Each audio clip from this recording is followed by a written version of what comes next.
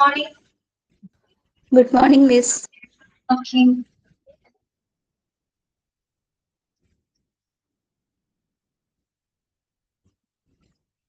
Good morning, Miss. Good morning, Miss Maya. സുഖാണോ miss? Breakfast ഒക്കെ കഴിച്ചോ? കഴിച്ചു. സുഖമായിട്ടിരിക്കുന്നു.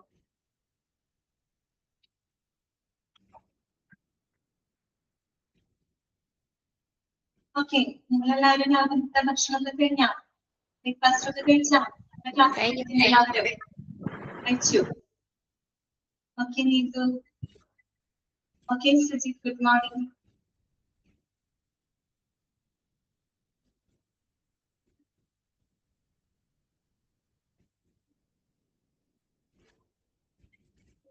Sreelakshmi, good morning.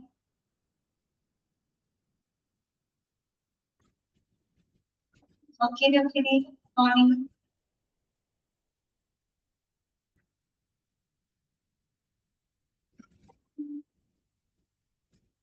തുടങ്ങിയാലും നമുക്ക് സ്റ്റാർട്ട് ചെയ്യാം. എല്ലാവരും റെഡിയാണോ? ഓക്കെ, ശരി, നമുക്ക് സ്റ്റാർട്ട് ചെയ്യാം കേട്ടോ. എല്ലാവരും ഓക്കെ അല്ലേ? സെറ്റ് അല്ലേ എല്ലാവരും? നമ്മള് സെറ്റ് ആണ്.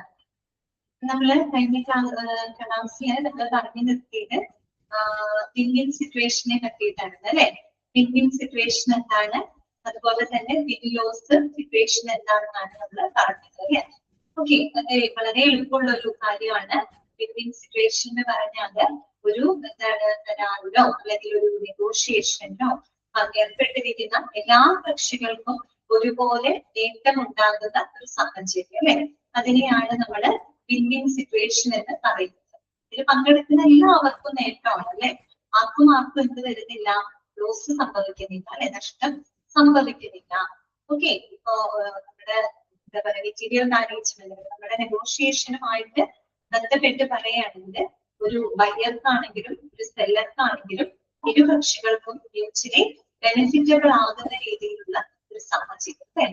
That is called win win situation. Okay, win loss എന്ന് പറയുമ്പോൾ ആ പേര് കേൾക്കുമ്പോൾ നമുക്കറിയാം ഒരാൾക്ക് നേട്ടം ഉണ്ടാകുന്നു, മറ്റൊരാൾക്ക് നഷ്ടം സംഭവിക്കുന്നു. എന്താണ് ഇത് വിൻ-ലോസ് സിറ്റുവേഷൻ എന്ന് പറയുന്നത്.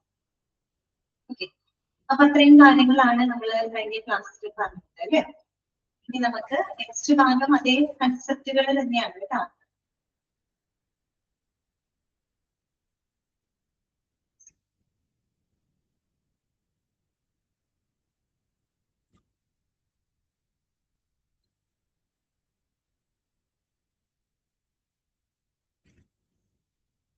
ഇനി നമ്മള് നെക്സ്റ്റ് പഠിക്കാനായിട്ട് പോകുന്നത് വിൻ-വിൻ നെഗോഷിയേഷൻസ് ആണ് കേട്ടോ. ഇത് നമ്മൾ പഠിച്ച കാര്യങ്ങളൊക്കെ തന്നെയാണ്. പക്ഷെ ഇവിടെ നമ്മൾ പറയുന്നത് വിൻ-വിൻ നെഗോഷിയേഷനുമായിട്ട് ബന്ധപ്പെട്ടുള്ള ചില തെറ്റിദ്ധാരണകൾ. ചില ആളുകളിൽ ഇപ്പൊ നമുക്കായാലും വിൻ-വിൻ സിറ്റുവേഷൻ എന്താണെന്നുള്ളത് നമുക്കറിയാം. ഓക്കെ, എല്ലാവർക്കും ബെനിഫിറ്റ് ഉണ്ടാവുന്ന തരത്തിലുള്ള ഒരു സാഹചര്യമാണ്. പക്ഷെ നമ്മൾ അതിനെ കുറേയും കൂടെ കൂടുതൽ ഡീപ്പായിട്ട് മനസ്സിലാക്കാൻ പോവാണ്. കാര്യം വിൻ-വിൻ നെഗോഷിയേഷനുമായിട്ട് ബന്ധപ്പെട്ട് ആളുകൾക്കിടയിലുള്ള ചില മിസ്അണ്ടർസ്റ്റാൻഡിങ്സ്, ചില തെറ്റിദ്ധാരണകള്, അത് തിരുത്തുന്നതുമായിട്ട് ബന്ധപ്പെട്ട കുറച്ച് കാര്യങ്ങളാണ് ഇനി അവിടെ കൊടുത്തിരിക്കുന്നത് കേട്ടോ. Win-win negotiations. ഓക്കെ, അപ്പൊ വേറെ പോയിന്റുകൾ ഒന്നും പറയുന്നില്ല, ജസ്റ്റ് നമ്മൾ ആ ഒരു കൺസെപ്റ്റിന് ഒന്നും കൂടെ മനസ്സിലാക്കാൻ വേണ്ടിയിട്ടാണ് കേട്ടോ. വായിക്കാം, ശ്രദ്ധിച്ചിരിക്കാം. ഇൻ ദ 1980s, ആ 1980s എന്ന് പറയുന്ന വർഷത്തിന് അവിടെ ഇമ്പോർട്ടൻസ് ഉണ്ട് കേട്ടോ, അതൊന്ന് അണ്ടർലൈൻ ചെയ്ത് വെക്കണം. In the 1980s, how individuals approached negotiations began to change considerably. Okay, underline ചെയ്ത് വെക്കാം കേട്ടോ. Rather than thinking that the result always had to be a winner and a loser, many people came to see that win-win negotiations were not only an improvement on the traditional win-lose mindset, but also more desirable. That is, if all parties believe there is a good chance that they will benefit from the negotiation, they are more likely to take part in it and contribute. എന്താണ് അവിടെ പറയുന്നതെന്ന് അറിയാമോ? അതായത് പണ്ട് കാലങ്ങളിലൊക്കെ ചർച്ചകൾ നടക്കുന്ന സമയത്ത് ഒരാള് ജയിക്കണം, മറ്റൊരാള് തോൽക്കണം എന്നൊരു ചിന്താഗതിയായിരുന്നു പണ്ട് കാലത്ത് ഉണ്ടായിരുന്നത്. ഏതൊരു ചർച്ച നടക്കുമ്പോഴും, ഏതൊരു കോൺഫ്ലിക്റ്റ് ആണെങ്കിലും, എന്തൊരു എഗ്രിമെന്റ് ആണെങ്കിലും പഴയ കാലത്ത് എങ്ങനെയായിരുന്നു? ഒരാൾ ജയിക്കണം, മറ്റൊരാൾ അവിടെ പരാജയപ്പെടും. അങ്ങനെ ഒരു ചിന്താഗതിയായിരുന്നു ആളുകൾക്ക് ഉണ്ടായിരുന്നത്. പക്ഷേ 1980s ആയപ്പോ, 1980 ആയി കഴിഞ്ഞപ്പോൾ ആ ഒരു ചിന്താഗതിയില് മാറ്റങ്ങൾ വരാനായിട്ട് തുടങ്ങി എന്നാണ് പറയുന്നത് കേട്ടോ. ഓക്കെ, മനസ്സിലായില്ല? അതുവരെ അങ്ങനെ ആയിരുന്നില്ല. ഒരാൾ ജയിക്കണം, ഒരാൾ തോറ്റു പോകണം, അങ്ങനെ ഒരു ചിന്താഗതിയായിരുന്നു ആളുകളുടെ ഇടയിൽ ഉണ്ടായിരുന്നത്. പക്ഷെ 1980 ഒക്കെ ആയിക്കഴിയുമ്പോ ആ ഒരു ചിന്താഗതിയില് മാറ്റം വരാനായിട്ട് തുടങ്ങി. അതായത് എല്ലാവരും ഒരു വിൻ-വിൻ നെഗോഷിയേഷൻ ആഗ്രഹിക്കാനായിട്ട് തുടങ്ങി. മനസ്സിലായല്ലോ? അതായത് ഇരു കൂട്ടർക്കും എന്ത് ചെയ്യണം? ഒരു നേട്ടം ഉണ്ടാകണം. അതാണല്ലോ നമ്മൾ വിൻ-വിൻ നെഗോഷിയേഷൻ എന്ന് പറയുന്നത്.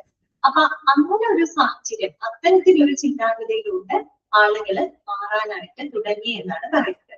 അപ്പൊ വേണമെങ്കിൽ നിങ്ങളോട് എക്സാം പോയിന്റ് ഓഫ് വ്യൂവില് ഇങ്ങനെ വേണമെങ്കിൽ ചോദിക്കാം, ഏത് കാലഘട്ടം മുതലാണ് ഒരു വിൻ-വിൻ നെഗോഷിയേഷൻ എന്നുള്ള ആ ഒരു സാഹചര്യത്തിലൂടെ ആളുകളുടെ ചിന്താഗതി മാറാനായിട്ട് തുടങ്ങിയത് എന്ന് വേണമെങ്കിൽ ചോദിക്കാം, അല്ലെ? അങ്ങനെയാണെങ്കിൽ നിങ്ങൾക്ക് ഉത്തരവുണ്ട് എന്താണ്? 1980s ആണ്, അല്ലെ? 1980. അപ്പൊ അവിടെ നിന്നാണ്, അങ്ങനെയൊക്കെയാണ് ചോദ്യങ്ങൾ അവിടെ നിന്ന് വരാൻ ചാൻസ് ഉള്ളൂ. അല്ലാണ്ട് വേറെ പോയിന്റുകളൊന്നും അതിനകത്ത് പറയുന്നില്ല കേട്ടോ. ഓക്കെ, അത് ഇത്രയേ ഉള്ളൂ. അപ്പൊ എല്ലാവർക്കും നേട്ടം ഉണ്ടാകുന്ന തരത്തില് ഒരു negotiation, that is called win win negotiation. ആ ഒരു രീതിയിലൂടെ ആളുകളുടെ ചിന്താഗതി മാറാനായിട്ട് തുടങ്ങി.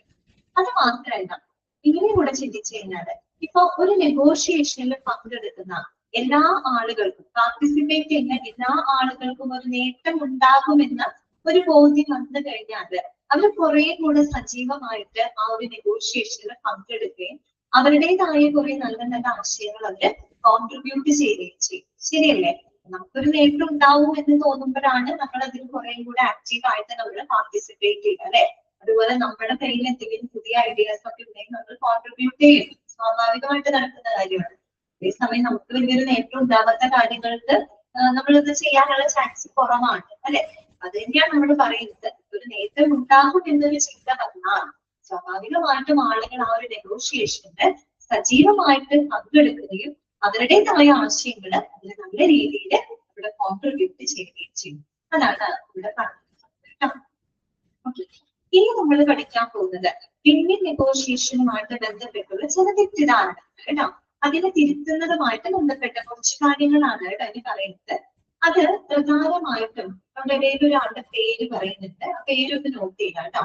ഇവിടെ വരുന്നുണ്ട് KT ഷോങ്കർ കേട്ടോ.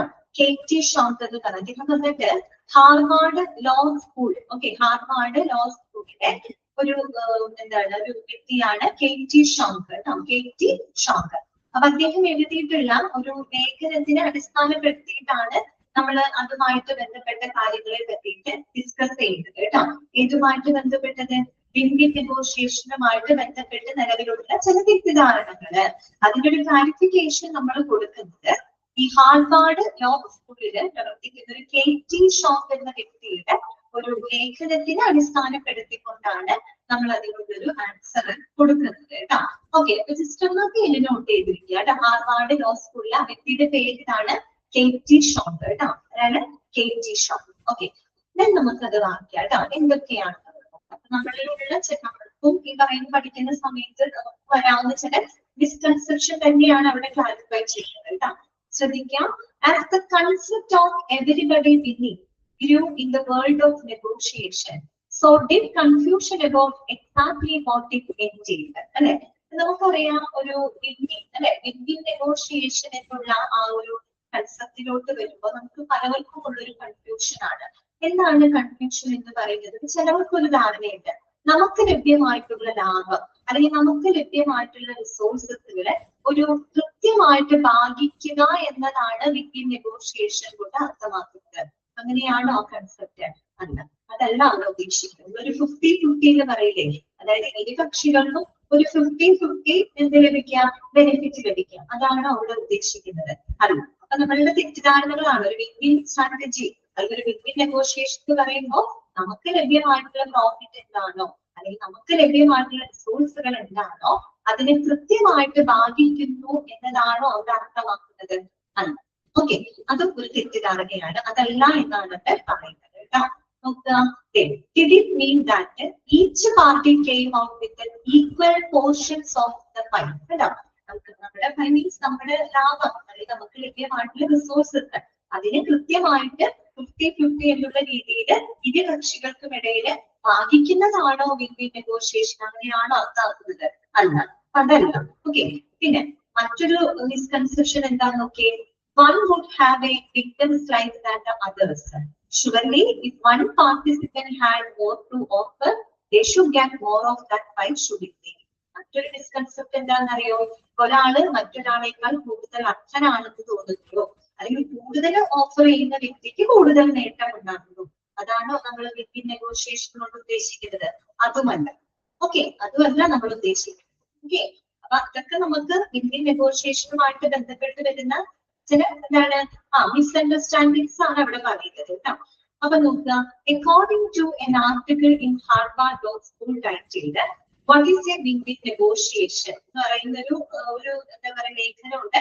What is a win win negotiation? അത് എഴുതിയത് KT ഷോങ്ക് ആണ് കേട്ടോ. അദ്ദേഹത്തിന്റെ ലേഖനത്തിന്റെ പേരാണത്, ടൈറ്റിലാണ് what is a win win negotiation, KT Shonk. അപ്പൊ അദ്ദേഹം അതിനൊരു ക്ലാരിഫിക്കേഷൻ കൊടുക്കുന്നുണ്ട് കേട്ടോ. He wrote regarding this question. The answer to that question is a definite yes. Win-win negotiation does not require you to split resources right down the middle with a sole focus on being fair. ഇതെല്ലാം ഇവിടെ ഉദ്ദേശിക്കുന്നത് കേട്ടോ. നമുക്ക് ലഭ്യമായിട്ടുള്ള പ്രോഫിറ്റോ അല്ലെങ്കിൽ റിസോഴ്സസുകളോ ഒരു 50-50 എന്നുള്ള രീതിയിൽ കൃത്യമായിട്ട് ഭാഗിക്കുക എന്നല്ല അവിടെ അർത്ഥമാക്കുന്നത്. നമ്മൾ അവിടെ ഉദ്ദേശിക്കുന്നത് എന്താണ്? അതിൽ പങ്കെടുക്കുന്ന എല്ലാവർക്കും വളരെ ഫെയർ ആയിട്ടുള്ള എന്താ പറയുക വളരെ നീതിയുക്തമായിട്ടുള്ള ഒരു നേട്ടം ഉണ്ടാക്കുക എന്നുള്ളതാണ് നമ്മൾ അവിടെ ലക്ഷ്യമിടുന്നത് കേട്ടോ. പിന്നെ അടുത്തത് എന്താണ്? It doesn't mean automatically making A concession just because the other party made it up.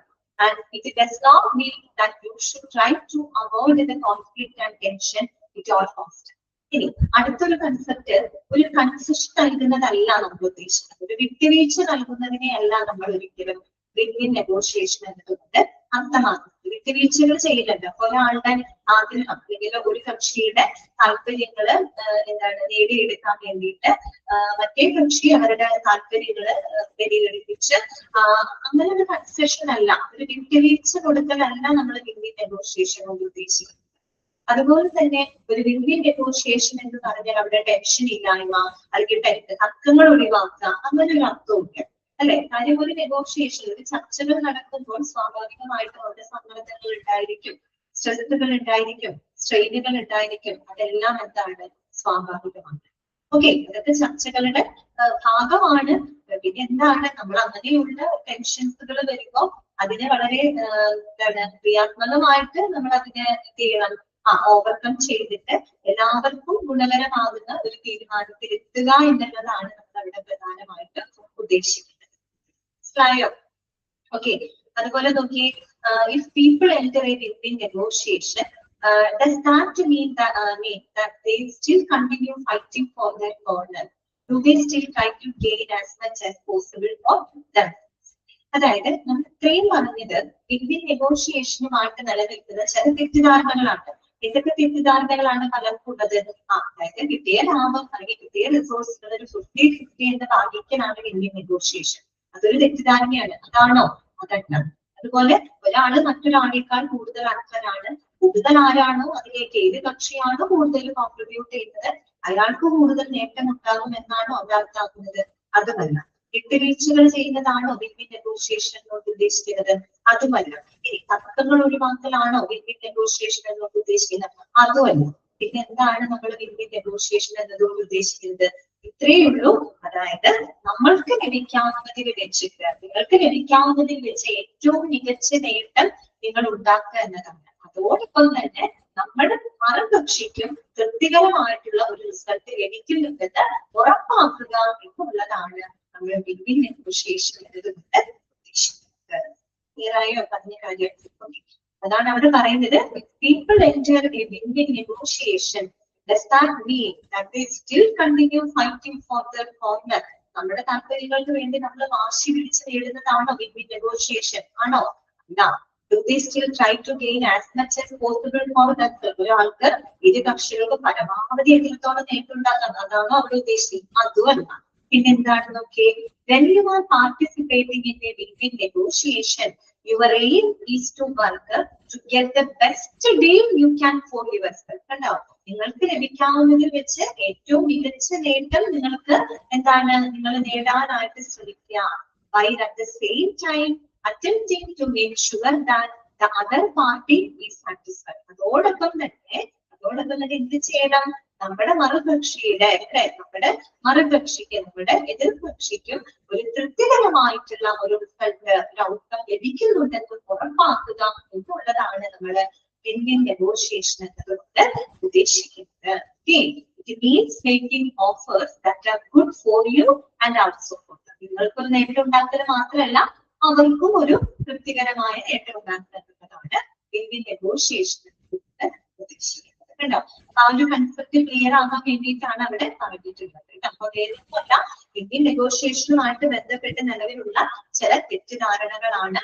ആ തെറ്റിദ്ധാരണകളെ തിരുത്തുന്നതുമായിട്ട് ബന്ധപ്പെട്ട കുറച്ച് കാര്യങ്ങളാണ് നമ്മൾ പറഞ്ഞിട്ടുള്ളത്.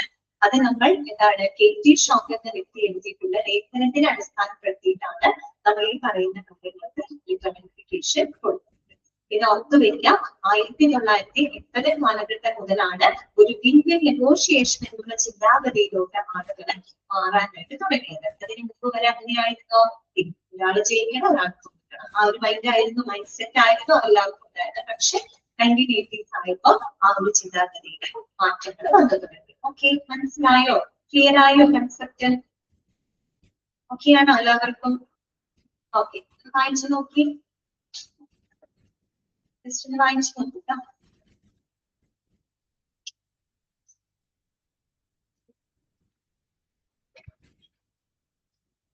ഇനി എപ്പോഴും ഒരു കാര്യം ഓർക്കാം, നെഗോഷിയേഷൻ എന്ന് പറയുമ്പോൾ അതിൽ തർക്കങ്ങൾ ഉണ്ടാവും, ടെൻഷൻ ഉണ്ടാവും, സ്ട്രെസ്സും സ്ട്രെയിനും ഒക്കെ സ്വാഭാവികമാണ് കേട്ടോ. അത് ഒഴിവാക്കലല്ല നമ്മൾ നെഗോഷിയേഷൻ ഉദ്ദേശിക്കുന്നത്. അതൊക്കെ സ്വാഭാവികമായിട്ട് ഉണ്ടാവുന്ന കാര്യങ്ങളാണ്. അതിനെ നമ്മൾ ഏറ്റവും നല്ല രീതിയിൽ ഡീൽ ചെയ്ത് എല്ലാവർക്കും നേട്ടമുണ്ടാകുന്ന ഒരു എന്താ പറയാ ഒരു തീരുമാനത്തിലെത്തുക. അതാണ് അവിടെ ഏറ്റവും നമ്മൾ ഫോക്കസ് ചെയ്യേണ്ട കാര്യം.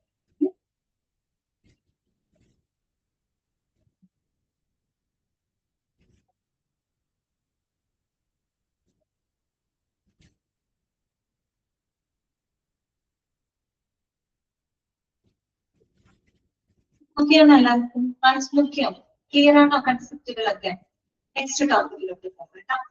ഇനി നമുക്ക് നെക്സ്റ്റ് പഠിക്കാനുള്ളത് how to negotiate a win win situation. How to negotiate a win win situation. Okay, ഇനി എങ്ങനെ നമുക്കൊരു വിൻ-വിൻ സിറ്റുവേഷൻ ഉണ്ടാക്കാം അല്ലെ? എങ്ങനെ നമുക്കൊരു വിൻ-വിൻ സിറ്റുവേഷൻ ഉണ്ടാക്കാം, അതാണ് നമ്മൾ ഇനി പഠിക്കാനുള്ളത് കേട്ടോ. അപ്പൊ അതിന് കുറച്ച് സ്റ്റെപ്സുകളായിട്ടാണ് കൊടുത്തിരിക്കുന്നത്. 7 സ്റ്റെപ്സുകളാണ്. 7 സ്റ്റെപ്സ് എന്ന് പറയുമ്പോൾ 7 പോയിന്റുകളായിട്ട് തന്നെ കൺസിഡർ ചെയ്യണം. അത് ഇമ്പോർട്ടന്റ് ആണ് കേട്ടോ. പോയിന്റുകൾ നിങ്ങളോട് ചോദിക്കണം. പോയിന്റിനകത്ത് പറയുന്ന കാര്യങ്ങളൊന്നും ഒക്കെ ജസ്റ്റ് എക്സ്പ്ലനേഷൻ മാത്രമാണ്. പോയിന്റുകൾ നിങ്ങൾ പഠിച്ചു വെക്കണം കേട്ടോ. How to negotiate a win win situation. എങ്ങനെ നമുക്കൊരു വിൻ-വിൻ സിറ്റുവേഷൻ ഉണ്ടാക്കാം. അപ്പൊ അത് പഠിക്കുമ്പോഴേ കുറച്ച് നമ്മൾ സൈക്കോളജിക്കലായിട്ട് കൂടെ ചിന്തിക്കണം കേട്ടോ. അങ്ങനെയുള്ള കാര്യങ്ങളാണ് അവിടെ പറയുന്നത്. സൈക്കോളജിക്കലായിട്ട് വേണം നമ്മളത് മനസ്സിലാക്കാനായിട്ട് കേട്ടോ. അപ്പൊ നോക്കാം, when in negotiations you can follow these steps to help you reach a win-win resolution. ഒരു വിൻ-വിൻ റെസൊല്യൂഷനിലോട്ട് എത്തുന്നത് ഇനി പറയുന്ന കുറച്ച് സ്റ്റെപ്സുകൾ നമുക്ക് ഫോളോ ചെയ്യാവുന്നതാണ്. ആദ്യ പോയിന്റുകളൊക്കെ ഒന്ന് നമുക്ക് വായിക്കാം കേട്ടോ. ഓരോ ഘട്ടങ്ങളാണ് കേട്ടോ, ഓരോ സ്റ്റെപ്സുകളാണ്. ഒന്ന്, ഫസ്റ്റ് വൺ എന്താണെന്നറിയോ? Remember the other person's goals. First point എന്താണ്? Remember the other person's goal. മറ്റുള്ളവരുടെ ലക്ഷ്യങ്ങള് ഓർക്കുക എന്നുള്ളതാണ് ഒന്നാമത്തെ കാര്യം. ഓക്കെ, സെക്കൻഡ് സ്റ്റെപ്പ് എന്ന് പറഞ്ഞാല് ഇവാലുവേറ്റ് യുവർ എക്സ്പെക്ടേഷൻസ്. നിങ്ങളുടെ പ്രതീക്ഷകളെ വിലയിരുത്തുക. ഓക്കെ, എന്താണ് നമുക്ക് പറയാം കേട്ടോ. മൂന്നാമത്തത് ക്രിയേറ്റ് മ്യൂച്വലി ബെനിഫിഷ്യൽ ഓപ്പർച്യൂണിറ്റീസ്. അതായത് വളരെ എന്താ പറയാ ലാഭകരമായിട്ടുള്ള ചില അവസരങ്ങള് അല്ലെ, മ്യൂച്വലി ബെനിഫിഷ്യൽ ആയിട്ടുള്ള ലാഭകരമായിട്ടുള്ള അവസരങ്ങൾ ക്രിയേറ്റ് ചെയ്യുക. മൂന്നാമത് നാലാമത്തത് റിമെയിൻ ഒബ്ജക്റ്റീവ്സ്, വസ്തുനിഷ്ഠമായിട്ട് ഇരിക്കുക എന്നുള്ളത്. അഞ്ചാമത്തത് ഡിറ്റർമൈൻ യുവർ ബെസ്റ്റ് ആൾട്ടർനേറ്റീവ്സ്, അതായത് ഏറ്റവും നല്ല മാർഗങ്ങൾ, ബദൽ മാർഗം എന്നൊക്കെ നമ്മൾ പറയും, ആൾട്ടർനേറ്റ് സമാന്തരമായിട്ടുള്ള മാർഗങ്ങൾ നമ്മൾ നിശ്ചയിക്കുക. 6 work together towards a common goal, work together towards a common goal, ഒരു പൊതുവായ ഒരു ലക്ഷ്യത്തിലേക്ക് വേണ്ടിയിട്ട്, ഒരു പൊതുവായ ലക്ഷ്യത്തിന് വേണ്ടിയിട്ട് ഒരുമിച്ച് പ്രവർത്തിക്കുക. 7ാമത്തത് be honest about any potential issues, സാധ്യതയുള്ള എല്ലാ പ്രശ്നങ്ങളെയും തടസ്സങ്ങളെയും പറ്റിയിട്ട് സത്യസന്ധമായിട്ട് അതിനെപ്പറ്റി സംസാരിക്കുക. ഇത്രയും സ്റ്റെപ്സുകളാണ് ഇതിനകത്ത് വരുന്നത് കേട്ടോ. അപ്പൊ ഈ പോയിന്റുകൾ നിങ്ങൾ നിർബന്ധമായിട്ട് പഠിച്ചു വെക്കും. Okay, how to negotiate pending situation. ഇനി നമുക്ക് ഓരോ സ്റ്റെപ്സുകൾ ക്ലിയർ ചെയ്ത് പോകാം. ആദ്യം എന്താണ് പറഞ്ഞു, സൈക്കോളജിക്കലായിട്ട് വേണം മനസ്സിലാക്കാനായിട്ട് കേട്ടോ. ഫസ്റ്റ് പോയിന്റ് പറഞ്ഞു, remember the other person's goal, മറ്റുള്ളവരുടെ ലക്ഷ്യങ്ങൾ ഓർക്കുക എന്നുള്ളത് കേട്ടോ. ഇതാണ് നമ്മൾ ഉദ്ദേശിക്കുന്നത്. നമുക്കതൊന്ന് വായിച്ചിട്ട് നോക്കാം. When negotiating with someone, it's helpful to remember what the other person might want out of the situation. നമ്മളിപ്പോ ഒരു ചർച്ചയിൽ ഏർപ്പെടുന്ന സമയത്ത് നമ്മളുടെ ഓപ്പോസിറ്റ് നിൽക്കുന്ന വ്യക്തി, ഓക്കെ, നമ്മുടെ എതിർ കക്ഷിക്ക് എന്താണ് ആവശ്യം എന്നുള്ളത്, അവരുടെ ആവശ്യം എന്താണെന്നുള്ളത് നമ്മളൊന്ന് ഓർക്കുന്നത് നല്ലതായിരിക്കും. കാര്യം ഇരു കക്ഷികളും തമ്മിലുള്ള എന്താണ് ഒരു നെഗോഷിയേഷൻ ആണ് അവിടെ നടക്കുന്നത്. നമുക്ക് വേണ്ടത് എന്താണ്, ഒരു വിൻ-വിൻ നെഗോഷിയേഷൻ. അപ്പൊ അത് വേണമെങ്കിൽ ചർച്ച നടത്തുമ്പോൾ ആദ്യം നമ്മൾ എന്ത് ചെയ്തെന്നറിയോ, നമ്മുടെ ഓപ്പോസിറ്റ് നിൽക്കുന്ന വ്യക്തി, നമ്മുടെ മറുകക്ഷിക്ക് എന്താണ് ആവശ്യമായിട്ടുള്ളത് എന്ന് നമ്മൾ ഓർത്തിരിക്കും. ഓക്കെ, അതൊരു എക്സാമ്പിളിലൂടെ നമ്മൾ പറയുന്നുണ്ട്. ഇപ്പൊ നോക്കാം, if negotiating a pay raise, you might keep in mind your employees need to stay within a certain budget which may be outside of the control. ഇപ്പോ നിങ്ങൾ ഒരു കമ്പനിയിൽ ജോലി ചെയ്യുന്നതിരിക്കട്ടെ, നിങ്ങൾ ശമ്പളം കൂട്ടി ചോദിക്കുകയാണ്. അപ്പൊ നിങ്ങൾ ശമ്പളം കൂട്ടി ചോദിക്കുമ്പോൾ നിങ്ങളുടെ ബോസിന് അല്ലെങ്കിൽ നിങ്ങളുടെ കമ്പനിക്ക് അത് അഫോർഡബിൾ ആണോ, അവരുടെ പരിമിതികളെ പറ്റിയിട്ട് നിങ്ങൾ ഓർക്കണം. ഓക്കെ, അവർക്കൊരു ബഡ്ജറ്റില് നിലനിൽക്കണം അല്ലെ, അവർക്കൊരു ബഡ്ജറ്റ് ഉണ്ടല്ലോ, അവർക്കൊരു ബഡ്ജറ്റ് പരിമിതി ഉണ്ടായിരിക്കും. അപ്പൊ അവർക്കൊരു ബഡ്ജറ്റില് നിലനിൽക്കേണ്ടതുണ്ട്. അതുകൊണ്ട് ആ ബഡ്ജറ്റിൽ നിന്നുകൊണ്ട് ഒരു മികച്ച ശമ്പളം നേടാം എന്നാണ് നിങ്ങൾ ചിന്തിക്കേണ്ടത്. മനസ്സിലാക്കുക, നമ്മുടെ ഓണറിന്റെ അടുത്ത്, മീൻസ് ഓണറല്ല സോറി, നമ്മുടെ എംപ്ലോയറിന്റെ അടുത്ത് അല്ലെങ്കിൽ നമ്മുടെ മാനേജ്മെന്റിനോട് നിങ്ങൾ ശമ്പളം കൂട്ടി ചോദിക്കുമ്പോ അത് നിങ്ങളുടെ ബോസിന് അല്ലെങ്കിൽ നിങ്ങളുടെ കമ്പനിക്ക് അത് എന്താണ് അഫോർഡബിൾ ആണോ, അവരുടെ പരിമിതികൾ കൂടെ ഓർത്തുകൊണ്ട് വേണം നിങ്ങൾ ശമ്പളം കൂട്ടി ചോദിക്കാനായിട്ട്. കാര്യം അവർക്കൊരു ബഡ്ജറ്റ് ഉണ്ടാവും, ആ ഒരു ബഡ്ജറ്റിൽ അവർക്ക് നിലനിൽക്കേണ്ടതുണ്ട്. അപ്പൊ ആ ബഡ്ജറ്റിനുള്ളിൽ നിന്നുകൊണ്ട് മികച്ച ശമ്പളം എങ്ങനെ നേടാമെന്നാണ് നിങ്ങൾ ചിന്തിക്കേണ്ടത്. അപ്പൊ നമ്മൾ അവരുടെ ഒരു കാര്യമാണ് നമ്മൾ നോക്കുന്നത് കേട്ടോ. ഇതാണ് രാഷ്ട്രീയ പറഞ്ഞ ഫസ്റ്റ് പോയിന്റ് എടുക്കുക. ഫസ്റ്റ് പോയിന്റ് ആണ് രാഷ്ട്രീയ നമ്മൾ പറഞ്ഞിട്ടിരിക്കുന്നത് കേട്ടോ. Okay, remember the other person goal. Okay, ഇനി അതൊരു എക്സാമ്പിൾ ആണ്. അതുപോലെ വേറൊരു എക്സാമ്പിളും കൂടെ പറയാണ്. When negotiating with a contractor, ഇപ്പൊ നമ്മളൊരു കോൺട്രാക്ടറുമായിട്ട് ചർച്ചയിൽ ഏർപ്പെടുകയാണെന്ന് വിചാരിക്കും. അപ്പോ remember that both their time and resources have value reflected in the payment they receive. നമ്മളിപ്പോ ഒരു കോൺട്രാക്ടറുമായിട്ട് ഒരു ചർച്ചയിൽ ഏർപ്പെടുന്ന സമയത്ത് അവര് നമുക്ക് വേണ്ടിയിട്ട്, ആ കോൺട്രാക്ടർ നമുക്ക് വേണ്ടി ചെലവാക്കുന്ന അവരുടെ സമയം, അവരുടെ റിസോഴ്സസ്, അവരുടെ വിഭവങ്ങൾ അല്ലെ, അതിനനുസരിച്ച് അതിന് അർഹമായിട്ടുള്ള ഒരു മൂല്യം അവർക്ക് ലഭിക്കുന്നുണ്ടോ എന്നുള്ളതും കൂടെ നമ്മൾ ഓർക്കുന്നത്. അതാണ് പറഞ്ഞത്.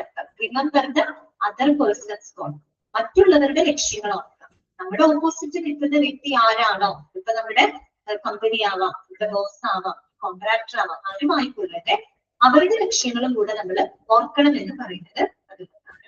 ഓക്കെ, നമ്മളൊരു ശമ്പളം കൂട്ടി ചോദിക്കുമ്പോൾ നിങ്ങളുടെ ബോസിന്റെ അല്ലെങ്കിൽ നിങ്ങളുടെ കമ്പനിയുടെ പരിമിതികൾ ഓർക്കണം, അവർക്കൊരു ബഡ്ജറ്റിൽ നിലനിൽക്കണം. ആ ബഡ്ജറ്റിനുള്ളിൽ നിന്നുകൊണ്ട് മികച്ച ശമ്പളം എങ്ങനെ നേടാമെന്ന് നിങ്ങൾ ചിന്തിക്കണം. ഇനി നമ്മളൊരു കോൺട്രാക്ടറുമായിട്ടൊരു ചർച്ചയിലാണ് ഏർപ്പെടുന്നതെങ്കിൽ ആ കോൺട്രാക്ടർ നമുക്ക് വേണ്ടി ചെലവാക്കുന്ന ആ ഒരു എന്താ പറയാ സമയം, അവരുടെ റിസോഴ്സിന് അതിനർത്ഥമായിട്ടുള്ള മൂല്യം അവർക്ക് ലഭിക്കുന്നുണ്ടോ എന്നുള്ളതും കൂടെ നമ്മൾ ഉറപ്പുവരുത്തും. അപ്പൊ നമ്മുടെ ഓപ്പോസിറ്റ് നിൽക്കുന്ന വ്യക്തിയുടെ ആവശ്യങ്ങളെയാണ് നമ്മൾ കൺസിഡർ ചെയ്യുന്നത് അല്ലെ, അവരുടെ ലക്ഷ്യങ്ങളാണ് നമുക്ക് അവിടെ ഓർക്കുന്നത്. ഇത് ശരിക്കും പറഞ്ഞാൽ എന്തിന് ആവശ്യമാണ്? ഒരു വിൻ-വിൻ സിറ്റുവേഷൻ അത് വളരെയധികം ആവശ്യമാണ്. ഓക്കെ, അപ്പൊ നോക്കാം.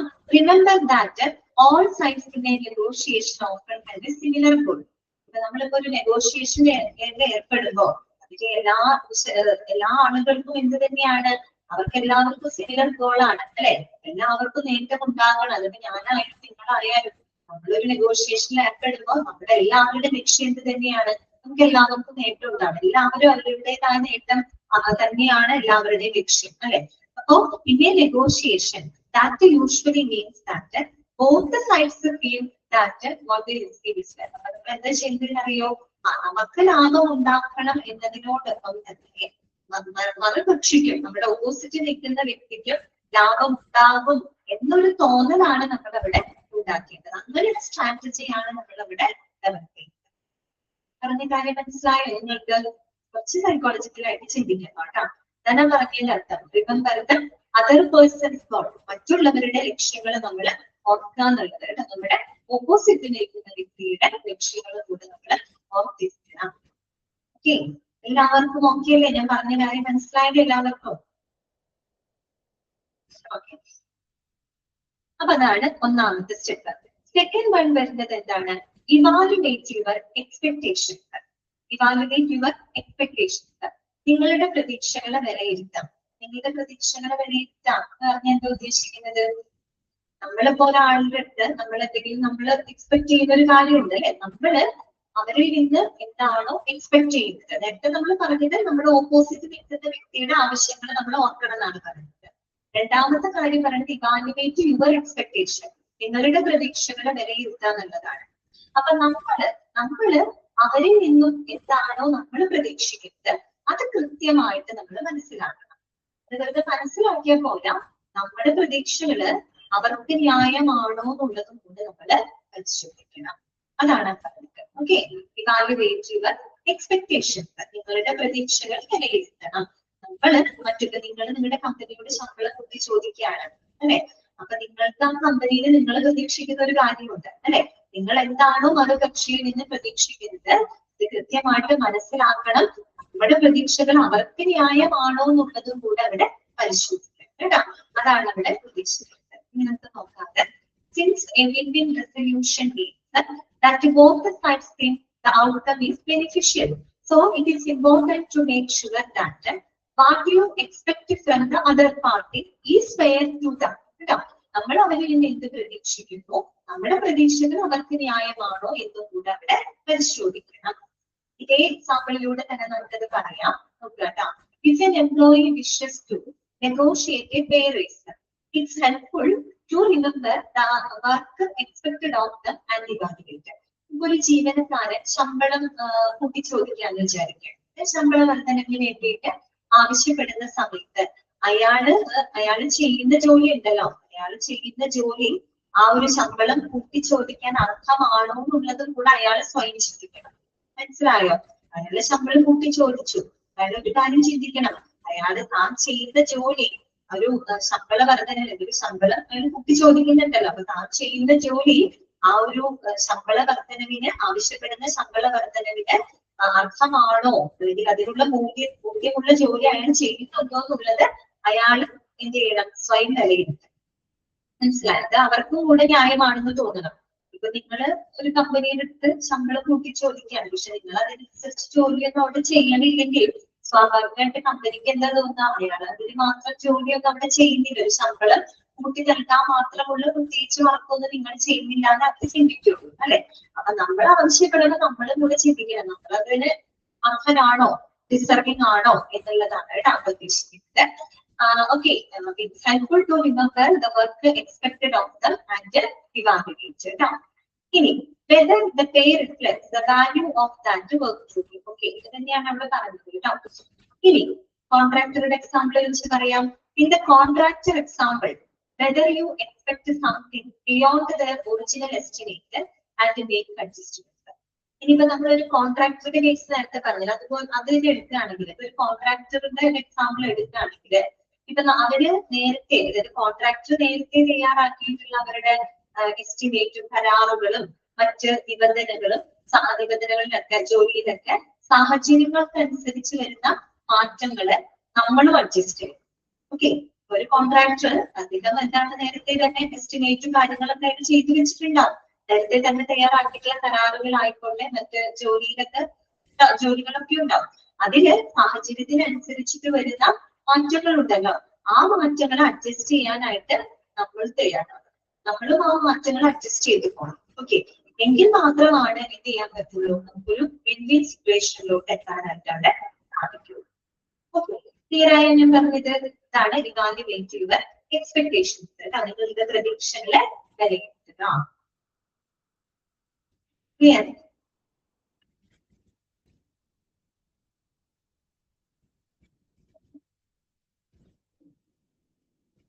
നെക്സ്റ്റ് മൂന്നാമത്തെ സ്റ്റെപ്പ് ഇതാണ്, create mutually beneficial opportunities. Create mutually beneficial opportunities, അതായത് നമ്മൾ പറയും ലാഭകരമായിട്ടുള്ള നല്ല അവസരങ്ങൾ സൃഷ്ടിക്കുക എന്നുള്ളതാണ് കേട്ടോ. നോക്കുക, if the negotiations don't seem to include a way of reaching a win-win situation, it's sometimes possible to create a new situation that does. അതായത് നമ്മളൊരു ചർച്ച നടക്കും, ആ ചർച്ചയിൽ നമുക്ക് ഒരു അനുകൂലമായിട്ടുള്ള അല്ലെങ്കിൽ നമുക്ക് നല്ലൊരു എന്താ പറയാ റെസൊല്യൂഷൻ, നല്ലൊരു പരിഹാരം നമുക്ക് കണ്ടെത്താൻ കഴിഞ്ഞില്ലെങ്കിൽ നമ്മൾ എന്ത് ചെയ്യണം, മറ്റൊരു മാർഗങ്ങള് നമ്മൾ കണ്ടെത്തേണ്ടതായിട്ട് വരും. മറ്റു മാർഗം എന്ന് വെച്ചാൽ ഒരു മാർഗമല്ല, ലാഭകരമായിട്ടുള്ള മറ്റേതെങ്കിലും മാർഗങ്ങള് കണ്ടെത്തേണ്ടതായിട്ട് വരും. അതാണ് അവിടെ പറയുന്നത്. എക്സാമ്പിളിലൂടെ പറയാം, പെട്ടെന്ന് മനസ്സിലാവും. In A business negotiation, this can be creating a path to promotion for a hard-working employee who desires more pay that cannot currently fit into the company's budget. ഇപ്പൊ ഒരു കമ്പനിയിൽ ഭയങ്കര ഹാർഡ് വർക്കിംഗ് ആയിട്ടുള്ള ഒരു എംപ്ലോയി ആണ് വിചാരിക്കുക, നന്നായിട്ട് work ചെയ്യുന്ന ഒരാളാണ്. അദ്ദേഹം കമ്പനിയുടെ അടുത്ത് ശമ്പളം കൂട്ടി ചോദിക്കുകയാണ്. ഹാർഡ് വർക്കിംഗ് ആയിട്ടുള്ള എംപ്ലോയി ആണ് കേട്ടോ. അപ്പൊ അയാള് കമ്പനിയുടെ അടുത്ത് അല്ലെങ്കിൽ അയാളുടെ ബോസിന്റെ അടുത്ത് അയാൾ എന്ത് ചെയ്യാണ്, ശമ്പള വർധനവിന് വേണ്ടിയിട്ട് ആവശ്യപ്പെടുകയാണ്. പക്ഷേ ആ ഒരു നിലവിലെ സാഹചര്യത്തില് കമ്പനിക്ക് അതിനുള്ള ബഡ്ജറ്റ് ഇല്ലാന്ന് വിചാരിക്കുക. ഒരു സാലറി കൂട്ടി കൊടുക്കാൻ സാധിക്കുന്ന രീതിയിൽ കമ്പനിയുടെ ബഡ്ജറ്റ് അതിന് അനുവദിക്കുന്നില്ല എന്നുണ്ടെങ്കിൽ അതിന് പകരമായിട്ട് കമ്പനിക്ക് എന്ത് ചെയ്യാന്നറിയാമോ, അവർക്ക് ഒരു പ്രമോഷൻ നൽകാനുള്ള, ഭാവിയിൽ അയാൾക്ക് ഒരു പ്രമോഷൻ നൽകാനുള്ള ഒരു വഴി അവിടെ ഒരുക്കാനായിട്ട് സാധിക്കും. അപ്പൊ നമ്മൾ അവിടെ എന്താ ചെയ്തത്, മറ്റൊരു ബെനിഫിറ്റബിൾ ആയിട്ടുള്ള ഒരു ഓപ്പർച്യൂണിറ്റി നമ്മൾ അവിടെ ക്രിയേറ്റ് ചെയ്യാണ് ചെയ്തത് അല്ലെ. ശരിക്കും ശമ്പളം കൂട്ടി ചോദിച്ചാൽ അത് കൊടുക്കാനുള്ള ഒരു കപ്പാസിറ്റി നിലവിൽ എനിക്കില്ല, ആ ഒരു കമ്പനിയുടെ ബഡ്ജറ്റ് അത് അനുവദിക്കുന്നില്ല. അപ്പൊ അവിടെ നമുക്ക് നമ്മൾ ഉദ്ദേശിക്കുന്ന സൊല്യൂഷൻ കിട്ടുന്നില്ല. പക്ഷെ കമ്പനിക്ക് എന്ത് ചെയ്യാം, ജീവനക്കാരുടെ ശമ്പളം കൂട്ടി കൊടുക്കുന്നതിന് പകരമായിട്ട് ഭാവിയിൽ അയാൾക്ക് ഒരു പ്രമോഷനുള്ള വഴി ഒരുക്കി കൊടുക്കാനായിട്ട് സാധിക്കും. അപ്പൊ അതിൽ നിന്ന് നമുക്ക് നേട്ടം ഉണ്ടാവില്ലേ. അപ്പൊ അതിന്റെ നേട്ടം എന്താണെന്ന് നോക്കിയേ. This can help you protect the budget in the short term by providing an opportunity to improve business by giving an excellent employee more responsibility for more than. അപ്പൊ അങ്ങനെ കൊടുക്കുമ്പോ ഒരു ജീവനക്കാരനെ സംബന്ധിച്ച്, ഒരു കമ്പനിയെ സംബന്ധിച്ച് അവർക്ക് അവരുടെ ബഡ്ജറ്റ് കുറച്ച് നാളത്തേക്ക് പ്രൊട്ടക്ട് ചെയ്യാൻ പറ്റും. കാരണം ബഡ്ജറ്റ് ഇല്ലാത്തത് കൊണ്ടാണല്ലോ. അപ്പൊ കമ്പനിക്ക് കുറച്ച് നാളത്തേക്ക് അവരുടെ ബഡ്ജറ്റ് സംരക്ഷിക്കാനും പറ്റും. ജീവനക്കാരന് ഭാവിയിൽ അവർക്ക് നല്ലൊരു പ്രമോഷൻ അല്ലെങ്കിൽ ഒരു വളർച്ച നേടാനുള്ള ഒരു അവസരം നമുക്ക് അവിടെ ഉറപ്പുവരുത്തുകയും ചെയ്യാനായിട്ട് സാധിക്കും. അപ്പൊ എങ്ങനെ നോക്കിയാലും ബെനിഫിറ്റ് തന്നെ ലഭിക്കുന്നുണ്ട്. കമ്പനിക്ക് അവരുടെ ബഡ്ജറ്റ് കുറച്ച് നാളത്തേക്ക് പ്രൊട്ടക്ട് ചെയ്യാൻ പറ്റും അല്ലെ, അത് ചെയ്യാൻ പറ്റും. പിന്നെ ഒരു എംപ്ലോയിനെ സംബന്ധിച്ചാണെങ്കിൽ അയാൾക്ക് നല്ലൊരു എന്താ പറയാ പ്രമോഷൻ, അയാൾക്കൊരു ഡെവലപ്മെന്റിനുള്ള അല്ലെങ്കിൽ ഒരു കരിയർ ഗ്രോത്തിനുള്ള ഒരു ഓപ്പർച്യൂണിറ്റി അയാൾക്ക് അവിടെ ലഭിക്കുകയും ചെയ്യും. ഈ കൂട്ടർക്കും എന്ത് തന്നെയാണ് അവിടെ ഉണ്ടാവുന്നത്, ബെനിഫിറ്റ് തന്നെയാണ് ഉണ്ടാവുന്നത്. മനസ്സിലായല്ലോ? അതാണ് അവിടെ പറയുന്നത് കേട്ടോ. ക്രിയേറ്റ് മ്യൂച്വലി ബെനിഫിഷ്യൽ ഓപ്പർച്യൂണിറ്റീസ്, ലാഭകരമായിട്ടുള്ള അവസരങ്ങൾ ക്രിയേറ്റ് ചെയ്യുക. ക്ലിയർ? ഓക്കെ ആണോ?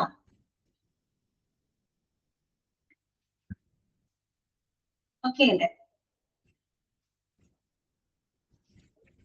നെക്സ്റ്റ് നാലാമത്തെ സ്റ്റെപ്പ് ഇതാണ്, റിമെയിൻ ഒബ്ജക്റ്റീവ്സ്. വസ്തുനിഷ്ഠമായിട്ടിരിക്കാം.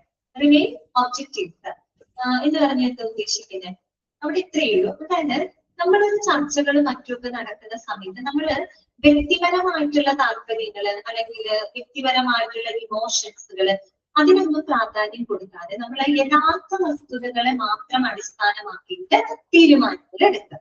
അതാണ് അവിടെ പറഞ്ഞത് റിമെയിൻ ഒബ്ജക്റ്റീവ്. ഓക്കെ, നമ്മൾ ഒരിക്കലും ചർച്ച നടത്തുമ്പോൾ ഒരാളുടെ വ്യക്തിപരമായുള്ള താല്പര്യം അല്ലെങ്കിൽ അയാളുടെ വൈകാരികമായിട്ടുള്ള കാര്യങ്ങൾ അതിനൊന്നും നമ്മൾ കൊടുക്കരുത്. ഓക്കെ, അതിനൊന്നും പ്രാധാന്യം കൊടുക്കാതെ യഥാർത്ഥ വസ്തുതകൾ എന്താണോ അതിനെ അടിസ്ഥാനപ്പെടുത്തിക്കൊണ്ട് മാത്രം നമ്മൾ തീരുമാനങ്ങൾ എടുക്കുക. അതാണ് എന്ത് റിമെയിൻ ഒബ്ജക്റ്റീവ്സ് എന്നതുകൊണ്ട് ഉദ്ദേശിക്കുന്നത്. വസ്തുനിഷ്ഠമായിട്ട് ഇരിക്കുക. അത് ഇന്ത്യൻ സിറ്റുവേഷനിലോട്ട് നയിക്കുന്ന ഒരു നല്ല സാഹചര്യമാണ്, നല്ലൊരു കാര്യമാണ്. ഓക്കെ, വായിക്കാതെ during negotiations it's best to keep a focus on the objective factor of that specific situation instead of the potential outcome. Potential outcome എന്ന് പറഞ്ഞാൽ നമ്മുടെ ലാഭം മാത്രമല്ല, അല്ലെങ്കിൽ ഒരാളുടെ വൈജ്ഞാനികമായിട്ട് ഇമോഷണൽ ആയിട്ടുള്ള അല്ലെങ്കിൽ അവരുടെ താല്പര്യങ്ങൾക്കോ ഒന്നുമല്ല നമ്മൾ അവിടെ പ്രാധാന്യം കൊടുക്കേണ്ടത്. പകരം യഥാർത്ഥ വസ്തുതകൾ മാത്രം നമ്മൾ അടിസ്ഥാനപ്പെടുത്തിക്കൊണ്ട് തീരുമാനങ്ങൾ എടുക്കാം. So these facts mind feature in such. അപ്പൊ അങ്ങനെയുള്ളത് എന്തൊക്കെ കാര്യങ്ങൾ നമുക്ക് അങ്ങനെ കൺസിഡർ ചെയ്യാം?